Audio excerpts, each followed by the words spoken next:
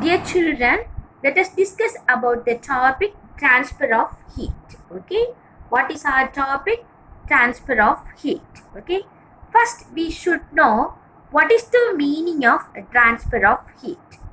Transfer of heat means heat flows from your body at a higher temperature to your body at a lower temperature. Okay, actually it means heat flows from a higher temperature to lower temperature. Okay, what is the meaning of transfer of heat? Heat flows from higher temperature to lower temperature. This process is called transfer of heat. Okay, heat is transformed into three different ways. What are the three different ways? Conduction, convection and radiation. Okay, what are the three different ways? Conduction, convection and radiation. Okay, first we can see conduction. Okay, first we can see what? Conduction. What is the meaning of conduction? The process by which heat is transformed from the hotter end to the colder end of an object is known as conduction. Okay, what is the meaning of conduction? Heat is transferred from the hotter end to the colder end. Okay, actually the heat is transformed from hotter to colder end. That is called conduction. Okay, once again listen to me. What is the meaning of conduction? Heat is transferred from the hotter end to the colder end of an object is known as conduction. Okay, here in solids generally the heat is transformed by the process of conduction. Okay, we have three ways, isn't it? What are the three ways? Solid, liquids and gases. Here in solids the heat is transformed by the process of conduction. Okay, in solids which method the heat is transformed? Conduction method. In which method? Conduction method. Okay, with the help of one activity, okay, we can realize conduction. Okay, take a aluminium rod and flat strip of a metal. Okay, we can take one aluminium rod or flat strip. Okay, fix the small wax pieces on the rod. Okay, this is the rod. Okay, this is the rod. In this rod we can fix small wax pieces. Okay, in this rod we can fix what? Small wax pieces. Okay, clamp the rod to the stand. Okay, here this bricks act as the stand. Okay, so clamp the rod. Okay, clamp the rod to the stand. Then heat the other end of the rod. Okay, this is the other end of the rod. Okay, heat the other end of the rod. What will happen? The wax pieces begin to melt and fall down from the heated end, isn't it? Yes, the wax pieces automatically melt and fall down from the heated end. Okay, look at this picture. Here all the wax pieces are falling down. Okay, this shows that heat is transferred from the hotter end to the colder end by conduction, isn't it? This is the hotter end, this is the colder end. Here what will happen?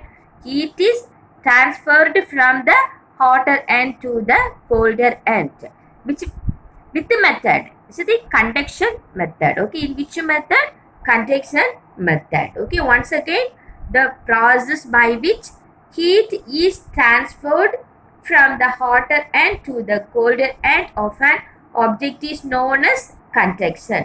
Okay, next we can see what is the meaning of conductors and insulators. Okay, next we can see what is the meaning of conductors and insulators. Okay, first we can see conductors. Okay, conductors are materials which allow heat to pass through them easily. Okay, what is the meaning of conductors? The materials which allow heat to pass through them easily. Okay, that materials are called conductors. Okay, example aluminium, iron and copper. Okay, what are the examples? Aluminium, iron and copper. And the next one is insulators. Okay, what is the next one? Insulators. What is the meaning of insulators? The materials which do not allow heat to pass through them easily are called what? Insulators. Okay. Okay, what is the meaning of conductors? The materials which allow heat to pass through them easily. Okay. Then what is the meaning of insulators? The materials which do not allow heat to pass through them easily. Okay. Example: wood, plastic, glass, rubber, air, water, etc. Once again, okay, say some examples of conductors: iron, aluminium, copper, etc. Examples of insulators: wood, plastic, glass, rubber, air, water, etc. Okay. This also we can prove with the help of one small activity. Okay. We can take a little amount of water. Okay. Heat the water in a small pan or a beaker. Okay. First we can take little amount of water.